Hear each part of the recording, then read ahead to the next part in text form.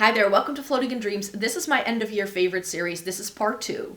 Welcome to everybody watching today. Thank you so very much for joining me. This is going to be part 2 of my end of year favorite series. And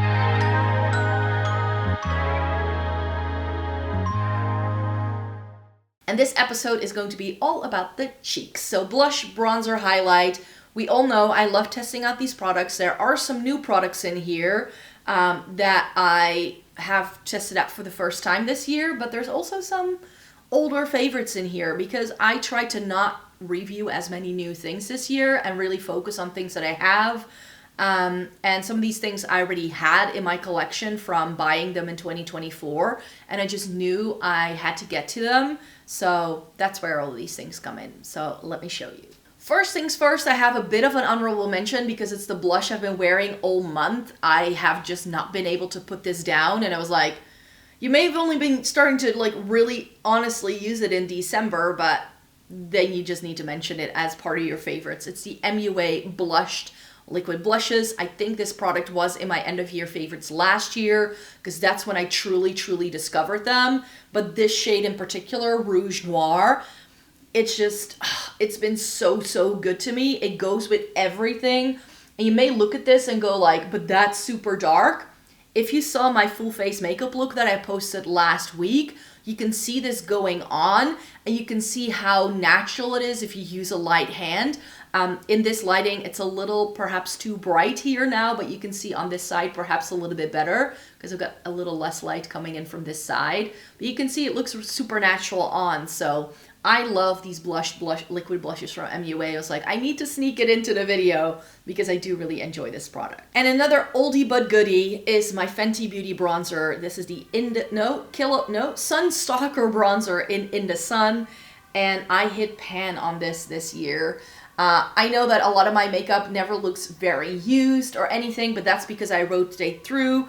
I tend to think of like makeup in seasonal ways, not because I'm like, ooh, it's summer, I need to use this, but because I feel like my skin changes and because I live in a country with 4 very distinct seasons, sometimes in the same day, I do feel because my skin needs different things throughout the year, my makeup preferences throughout the year also change. So I'm really someone who rotates through a lot of products, which means because I cannot like focus on a single bronzer for the entire year because that very light bronzer I need in the wintertime because my skin looks almost translucent in the wintertime won't work for me in the summertime. So because I spend more time outside, and yes, of course, I wear SPF and do all that, but I feel like my skin really sort of changes throughout the year. So therefore I rotate through things as well. And I show that rotation in my Shop My Stash videos. So if you're not watching those yet, make sure you do, because that's where I show you what I'm using up, what I'm focusing on, what I'm trying to like do with my makeup, what makeup I'm rotating in that I've used before, what are the new things that I'm reviewing. It's all there, but it's in the Shop My Stash videos. So Project Pan, I don't really tend to do, but I'm very proud of this. This took me years. I've been thinking for 2 years that I'm going to hit pan on my Fenty Beauty bronzer, and it suddenly happened. So maybe 2026 is the year that I can use this up. As you'll see when I film my makeup collection video for you, I now have several bronzers where I've hit pan on them. And this is just the one that happened this year, so you know it's a favorite. Fenty Beauty products are sort of like a thing in this video because they did come out with loads of really fun powder products in the past year or so. But I live in the Netherlands. We don't have Sephora. We don't have access to Fenty Beauty in stores where I can see the products, which I very often want to do, especially because Fenty is a brand that does so many different shades when they do launch products. That just from websites alone, I'm usually not the best at telling whether something might be right for me. So a lot of these products came out like a year before we ever got them because with a lot of Fenty Beauty products, I feel the US gets them first. And even if we do have Sephora, a lot of products don't come, or the product does come, but I can't find my shade. And that happened with the Demi Glow highlighter. I was only able to pick it up, I think earlier this year. I finally just like bit the bullet and bought it online. I did manage to see this in store and was able to swatch it, but every single time I was in a store at the end of 2024, it had sold out. It was my shade was not available anywhere. So when I saw it come back in stock on French Sephora earlier in the year, I decided to pick it up. So this isn't necessarily like a new product, but it was new to me this year. And I love this. And I love Fenty Beauty highlighters. I accidentally took the wrong one up here just a second ago. But this is what my Kilowatt highlighter looks like. I've hit pan on both shades. And I've always said this is the Kilowatt highlighter in Lightning Dust and Fire Crystal that I would love for Fenty Beauty to do something that's in between these. But because Lightning Dust is a little bit too subtle sometimes and Fire Crystal is a little too intense. Guess what they've done with this Demi Glow in Pretty Pearls? It's exactly that. So I love that. By the way, if you want to see swatches of any of these, or if you want to see them on my cheeks, I'll make sure to have links in the description box down below. This gal has sensitive skin, so I can't put all of these on, and I still have places to be, and it's not that I don't want to, but I sadly cannot deal with putting on makeup, taking it off again, and then reapply it, because my skin will freak out within a hot minute. So that's why you're not getting it all in this video, but I do have other content up that you can watch to find that if you want to. It's skin issues, okay? And then, of course, the suede blushes. You heard me rave about this. I first tried Water Brat because I just wanted to try a shade, and I really like this. It's a very nice cool tone pink. It has sort of like a bluey lavender sort of flash to it. And on the cheeks, I feel this looks less intense and more cool toned than it does in the pan. It's really a shade that you need to see applied to the face for you to really be able to appreciate what this can do.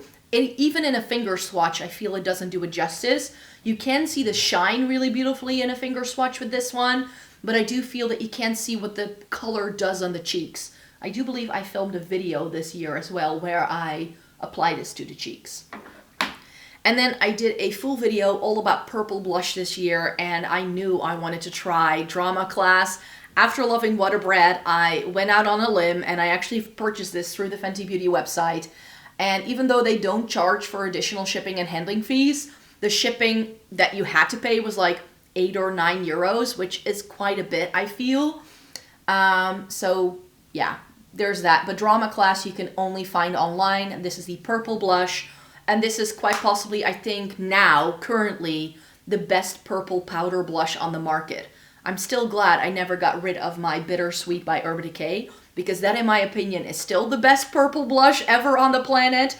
But this comes really close to it. So I do really enjoy Drama Class as well, and I'm really glad I finally got to try it. Another product that I'm glad I finally got to try are the NYX Buttermelt products. I did look into the highlighters as well. I finally was able to find them in store when I was at Superdrug in the UK, or I think they were in Boots, I don't remember. Last Black Friday, so when I went to London at the end of November, I was finally able to see them in store. NYX is another one of those brands who announces loads of new products and then we never get them. Or we get them, but then we don't get the full shade range and we don't get them until like a year later. So I picked these up when I was in Edinburgh last year and I finally got to try them. The Buttermelt blush is in For the Butter. And I was finally able to see the entire like shade range. I know this comes in a purple as well, but that's something that I've not been able to find anywhere where I can get them from. This is the only cool tone that I feel I truly have access to, and this is pretty. It's a little bit intense for me though. With a light hand, I can make it work, but she's pigmented, so you need to be very careful. And then we have the Buttermelt bronzer in All Buttered Up. This is number 2. Which I felt was a slightly more neutral toned option compared to shade 1, which looked really orange to me when I swatched it in a store. So that's why I went with 02, because sometimes I find with bronzer, it's better to go a shade up than just get the lightest shade and hope for the best, because if the undertone is better, I feel you can use a light hand and still make the shade work, but if it's too orange, it's not gonna work. So those I really enjoy. I think I like the bronzer better than I do the blush, because I feel the bronzer is a little easier to control. With the blush, I have quite a bit of real estate. Like my cheeks are just big, which I don't mind. I love having my cheeks, like I love my cheekbone area. And I like putting on quite a bit of blush usually, but with these, I feel that there's a little bit, like, I wouldn't call them not that they can blend, but I need to be very targeted in where I put them so that they can blend into the look I want it to be. And then because I need such a light hand with it, it sometimes can like stick to one patch on my cheek, and then that looks really intense and the rest of it doesn't. So with the blushes, I feel I have to be just very careful and very sort of strategic about the application. Whereas with the bronzer, I feel I need to do that a little bit less. So those I really enjoyed this year. Another oldie but a goodie, I just mentioned a bronzer, so I was like, let's stick to bronzer for a sec. The Sculpting Touch Contour Stick by Kiko Milano. You guys recommended this to me. You said, Mikey, I think you're going to like this. And you guys were right. This is shade 200. I believe it's called Hazelnut, shade name-wise. And I use this as bronzer. Not as a contour, because I have found that if a brand does a lot of warm tones, you get their contour shade, if you're a cool undertone, to make that work as a bronzer on you. And this works really well. They have come out with more shades since I tried this, though. That may be a good thing to know. So still loving that. I actually managed to grab a couple of things for filming my end of year favorites today that I took with me traveling this year. And I think a way to tell whether you love a product is if you trust it enough for your travel makeup bag. And this is one of those products that I can just like swipe it on, blend it in with a brush, and I'm good to go. So I'm happy with that one. More bronzer, the Melted Sun Liquid Bronzer from Catrice. This was new from Catrice in the wintertime. And look at that cool tone shade. Oh, this is so beautiful. This is 005 Tan Lines. Not sure if they still do it. This even has a hint of gray in it. I was so happy with this, especially because I tried it in wintertime. And I'm getting to that point where I'm getting to be my palest. And that's when I need shades like this. So I just knew that I would love this. And yeah, it's a liquid bronzer that I do enjoy. A lot of liquid bronzers are usually too intense for me. They need a lot of working and, like, again, strategic placement for it to look right. But this, I can just whip it on and it works every single time. So loving this new Catrice Melted Sun. And I have some more Catrice products here that I ended up really liking. The Catrice Glass-like Highlighter Stick is a perfect dupe for the Glossier Halo Scope in Quartz. One of the things I've been wanting to do is to repurchase my Halo Scope in Quartz. I found out earlier this year that it had expired. It's been sold out everywhere. So in the meantime, I have a perfect replacement for it in this Catrice highlighter stick. This came out in the summertime, and they did a couple of interesting highlighters, but I think this is my favorite one because I just feel it's easiest to use. It's really nicely giving this glow. It's very translucent. It's not heavy on the cheeks, and this works really well every single time. And then just because I'm almost dropping it, something that I think is wonderful is this Soft Glam blush that they have started doing. This is in Midnight Berry. And again, like the Fenty, this looks more warm toned in the pan than it does when it goes onto the cheeks. This is another one of those products that you need to see on for it to fully appreciate it. Even if I swatch this in a finger swatch, you would think this looked orange. But with a brush, the cool toned pinkiness that this has really comes through, at least on my skin tone, and it works really well. I've heard some people who have experienced these blushes fading on them. I haven't had that issue. And of course, what they're doing here is duping Rare Beauty. This is a very good alternative to the Rare Beauty powder blushes if you were looking for one of those, and this is pennies at the drugstore compared to the Rare Beauty. And then the final Catrice product I have for you, and I cannot stress this enough, I think this is one of the best things that Catrice has ever done, and it's their Space Glam highlighter. This is beautiful. If you're looking for a multi-chrome highlighter that has pink, green, gold, peach, like all the colors of the rainbow, I hope this lighting sort of shows it for you. It does have a holographic sort of rim around it, which I feel means that I can't show you what this powder actually does, but this is really beautiful. I have other multi-chrome highlighters by Kaleidos and stuff, but those are too intense for my cheeks. They leave a very weird cast when I put them on, even if I use a very fluffy brush. This works on the cheeks. It can be used in a pinch in your eye, like inner corner highlight. It's really pretty for. It can also be used topped over eyeshadows if that's what you're looking for. This, if you just want one multi-chrome in your life and you don't want to spend a huge amount of money on it, this one by Catrice, the little Space Glam highlighter. I think this came out last year though. This wasn't new. Like I said, I haven't tried as many new things this year that I truly fell in love with as compared to other years. And finally, something I've truly discovered this year are the Muse liquid like blushes. I still love my Fouille Pudding Pots as well. I love my Appuie. Those are still favorites, but I discovered this through Robert Welsh. He featured them on his channel, and I saw that, and I was like, that's something I need to try. We all know I love a K-beauty brand. I know you guys don't always love it, but what I don't understand is that everybody keeps telling me they want more affordable makeup recommendations. K-beauty.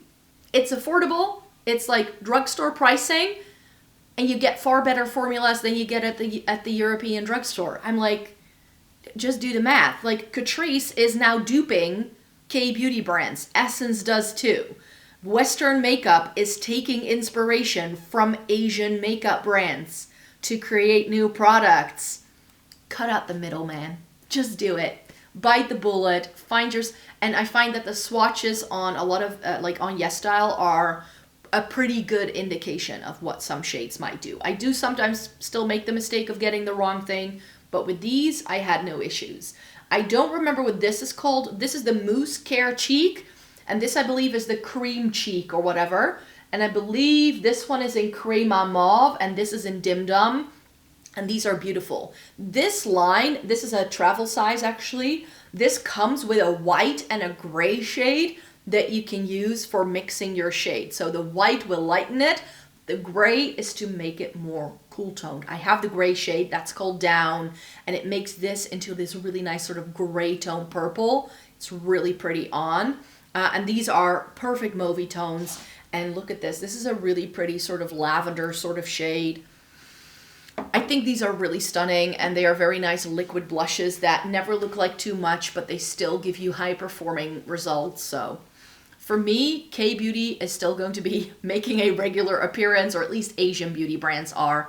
I'm really feeling myself shifting towards Chinese beauty brands because they are really doing some interesting things, like especially if you like cool tones. Yeah, you'll see in 2026 what I mean by that, because they do some lovely things, I think. And I hope they look nice on me. I don't know, but I'm feeling more experimental for the new year. You know what I mean? So those were all of the products I wanted to show you in this video today. These are my top 10 cheek products of 2025. Let me know yours in a comment down below. I have 2 more videos coming your way in my end of year favorites video series, and of course you have a lot of new videos to look forward to in the new year. I am going to be changing up my content quite a bit, I think, so yeah, stay tuned. I'm gonna do a little video on like the results of my little survey that I did. The giveaway that's attached to it is closed by now, but yeah, if you want to know what I'm gonna be changing, then stay tuned, because I will film a video about that in January as well. So thanks so much for being here. Thumbs up this video if you liked it, and subscribe, because I will be back with a new video very, very soon.